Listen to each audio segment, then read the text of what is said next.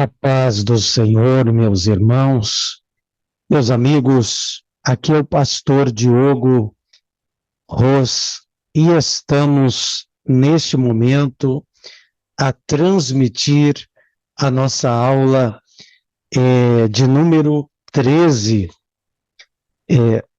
da nossa revista da Escola Bíblica das Assembleias de Deus.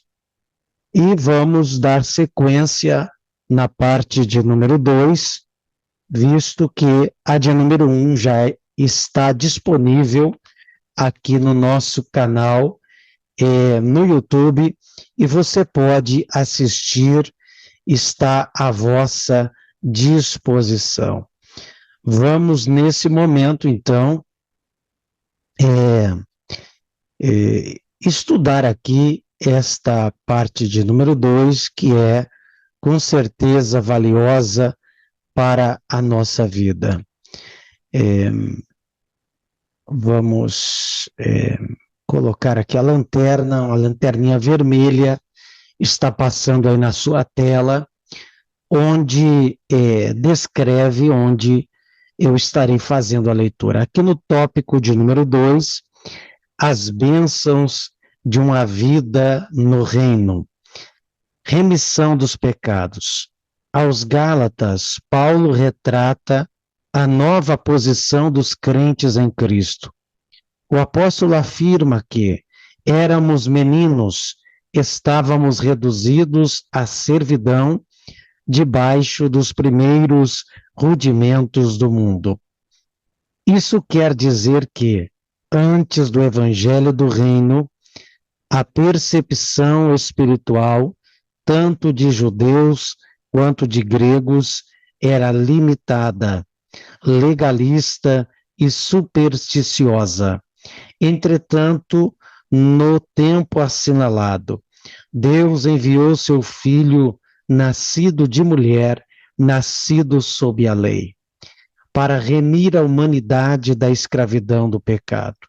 Deste modo, a morte expiatória de Cristo libertou o homem da maldição da lei e das potestades das trevas. Assim como pecadores, outrora escravos e agora perdoados, somos elevados à condição de filhos por adoção e herdeiros de Cristo. Muito bem, aqui nesse tópico 2, as bênçãos de uma vida no reino, nós temos a remissão dos pecados.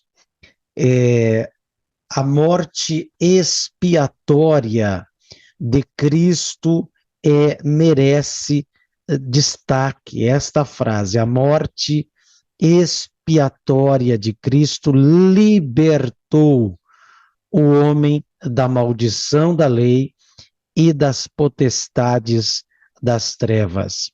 Agora nós somos perdoados.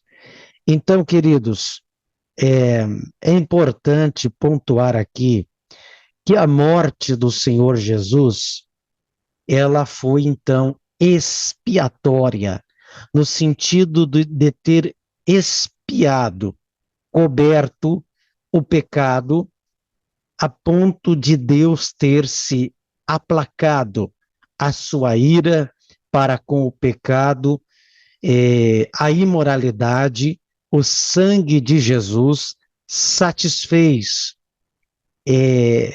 o propósito de Deus, que era de remir o homem, do pecado. Então, cabe aqui salientarmos que esta morte de Jesus nos deu a vida eterna e libertou o homem. Olha que coisa linda. Libertou o homem das potestades das trevas e da maldição da lei.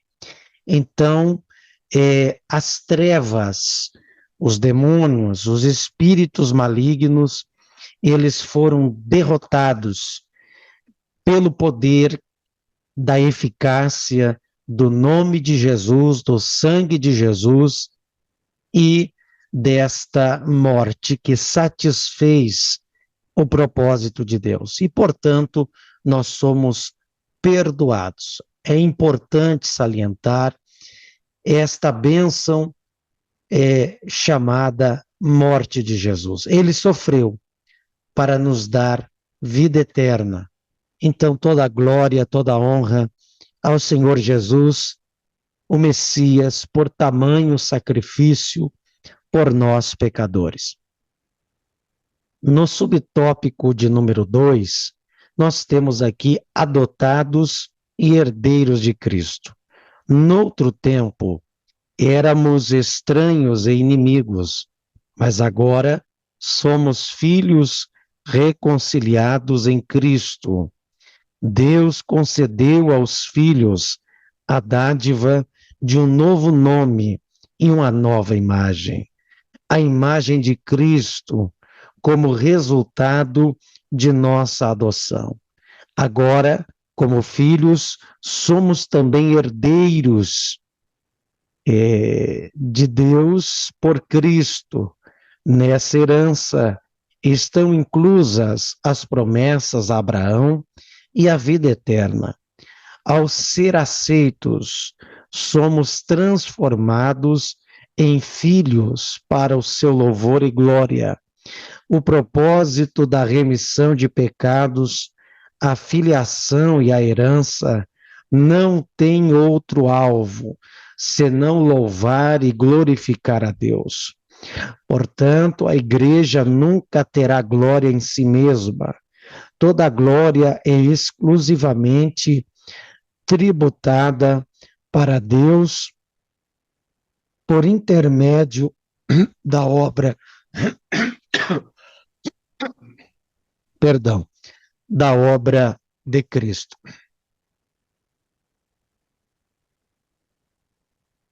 Assim, a igreja é o campo onde se exterioriza o reino de Deus aqui no mundo. Então, esta remissão, esta obra de Jesus na cruz do Calvário, ela nos deu alguns privilégios. Quais são eles? O privilégio de sermos filhos de Deus. O privilégio de termos uma herança.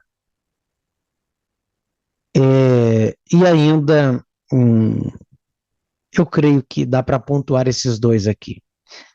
Claro, promessas e vida eterna, não vou colocar aqui.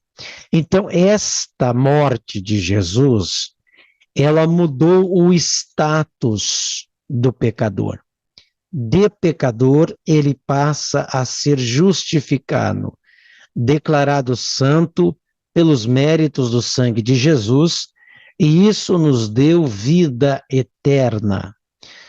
Viver eternamente, isso é uma bênção. Você já parou para pensar?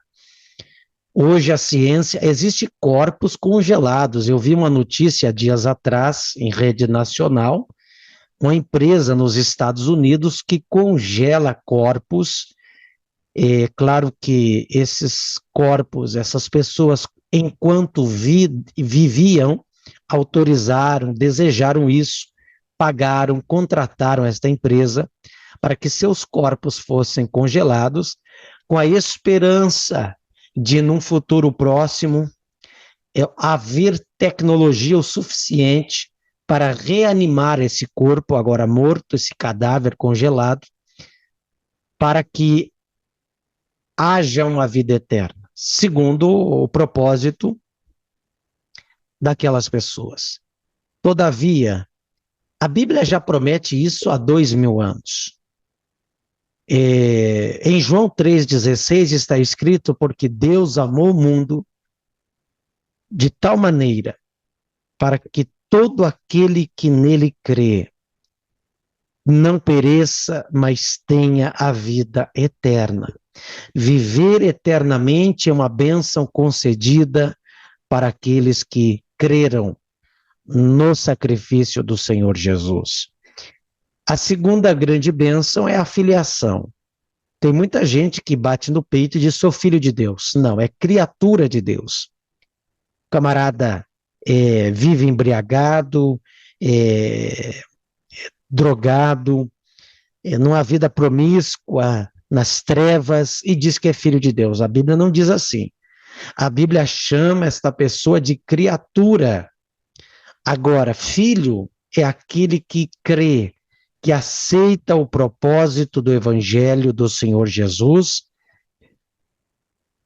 e sai do status de criatura para o status de filho de Deus.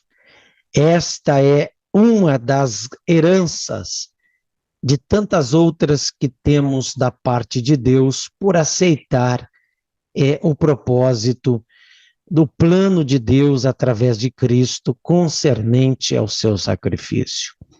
Vamos para adiante, falando agora aqui o subtópico, o tópico 3, os males de uma vida no mundo. A escravidão do pecado. A Bíblia assevera que aquele que comete pecado é servo do pecado. Isto significa que o ser humano é escravo daquilo que o controla. Pois o pecado torna o homem incapaz de aceitar a palavra de Deus. Olha aqui, que coisa impressionante essa frase. O pecado, ele te torna escravo. Escravo daquilo que o controla. Certa vez alguém disse, eu vi uma frase dias atrás, que havia um homem pecador e um homem crente que ia na igreja. Aquele incrédulo disse para o crente, eu sou livre porque eu posso fazer tudo. Na tua igreja não pode isso, não pode aquilo outro, mas eu sou livre para fazer o que eu quero. Daí o crente pergunta para o incrédulo, me diz uma coisa, o senhor vive sem o cigarro? Não, eu não vivo sem o cigarro, não passo um dia sem fumar. O senhor vive sem ingerir bebida alcoólica? Não, eu não aguento ficar uma semana sem beber.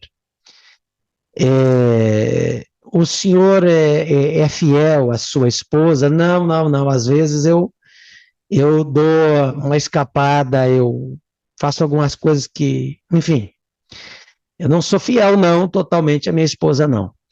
Então, o crente disse, eu não sou dominado pelo cigarro, nem pela bebida, e nem pelo sexo ilícito. Então, eu acho que quem é livre aqui sou eu, e quem é preso é o Senhor. Então, nessa metáfora, nessa alegoria que eu falei aqui agora, a gente percebe que o pecador, ele é escravizado por aquele vício que o controla. Aquilo que te domina, você é escravo de tal coisa. Vamos adiante aqui na nossa aula. Além disso, a soberba o impede de reconhecer a própria escravidão. Subjugado pela carne, o pecador se entrega à desonestidade, injustiças, glutonarias. Glutonarias não é comilança, não é alguém que come muito. Isso aqui é um erro. Glutonaria aqui do grego, do Novo Testamento, quer dizer festa, orgias, seria uma espécie de vida boêmia, de vida de balada, de carnaval, de beberagem, de sexualidade promíscua, ilícita. Isso seria uma espécie de glutonaria, não tem nada a ver com comida, tá? Isso dá para explicar em outro momento. Álcool, nicotina e demais vícios. É o retrato de uma vida miserável, é verdade, sem paz de espírito, que trilha o caminho das trevas e necessita de urgente libertação. Jesus liberta do álcool, das drogas, das glutonarias, da vida boêmia, da vida de balada, da vida mundana. Jesus liberta. Filhos da ira e condenação eterna. As Escrituras enfatizam que os homens escravizados pelos desejos e pensamentos da carne são, por natureza, filhos da ira. Refere-se à inclinação em satisfazer as paixões e praticar o mal inerente ao homem não regenerado. As inclinações carnais, a impureza, a avareza, a idolatria e entre outros, resultam na ira de Deus sobre os filhos da desobediência. Por isso, nosso Senhor ensinou que aquele que não crê já está condenado. Quem não entrega a sua vida ao Salvador é condenado porque se recusa a crer no nome do unigênito Filho de Deus. Assim, o pecado da incredulidade é o clímax da rebeldia que resiste à salvação ofertada em Cristo. Assim sendo, somos exortados: aquele, porém, que perseverar até o fim será salvo. A incredulidade é o clímax.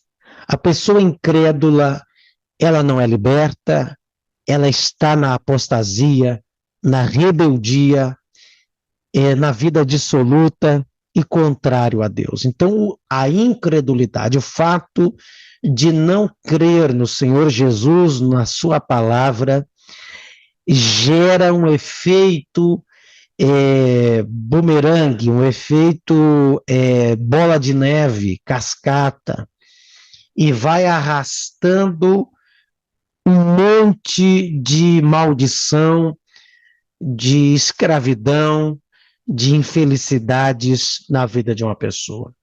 O crente, aquele que acredita no Senhor Jesus e o serve, ele é livre de tais coisas. Vamos para a conclusão.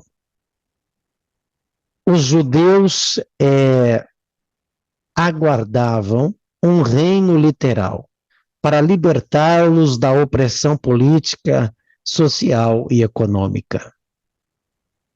Cristo os corrigiu e afirmou que o reino de Deus não vem com aparência exterior. Isto é, não seria terreno, mas espiritual. O reino literal ainda será implantado. Nesse aspecto, Cristo veio para resgatar o homem do pecado. Isso requer arrependimento e fé no sacrifício da cruz. Os que recusam a ética e a moral do reino são condenados à morte eterna. Assim, os valores cristãos devem ser observados pela Igreja, cuja missão é anunciar o reino de Deus no mundo dominado pelo império do mal. Então, queridos, o que temos aqui nesta conclusão é que o reino de Deus, disse o Senhor Jesus, ele não viria a princípio com aparência exterior. Ele não seria por hora terreno, mas iniciaria espiritual. Ou seja, Jesus já reina na minha vida e na vida daquele que o crê, que o recebeu como Senhor e Salvador. No entanto, virá Jesus uma segunda vez, para então cumprir aquilo que Israel queria que ele tivesse cumprido na primeira vinda. Um reino literal, onde Jesus descerá do céu, física e corporalmente, para implantar uma era messiânica 1000 anos de paz, em que Jesus, o Senhor, ele vai governar esta terra, porá ordem, acabará com a fome e fará tantas mudanças, onde não haverá mais guerra e o mundo será transformado pelo governo pessoal de Cristo. Hoje, ele está transformando vidas espiritualmente, concedendo-lhes a vida eterna. Ele reina na minha vida e reina na vida daquele que o receber. Então, queridos, nossa missão é anunciar o reino de Deus no mundo dominado pelo império do mal. Precisamos avisar as pessoas que Jesus concede vida eterna, vida aqui nesta terra e no porvir a vida eterna. Muito obrigado por ficar até aqui conosco, agradeço a sua atenção e convidando você para a nossa próxima, próxima lição não, terminou esse trimestre e o que virá é a nova revista da próxima, do último trimestre deste ano. Eu não estou com ela aqui em posse agora, eu estou com ela no outro ambiente. Mas não perca aí, semana que vem já estaremos divulgando, postando as novas aulas da próxima revista. Não perca e participe de nossas aulas, de nossos estudos. Muito obrigado por prestigiar aqui este material, este conteúdo que divulgamos aqui no canal. Deus abençoe a sua vida, fique na paz do Senhor Jesus.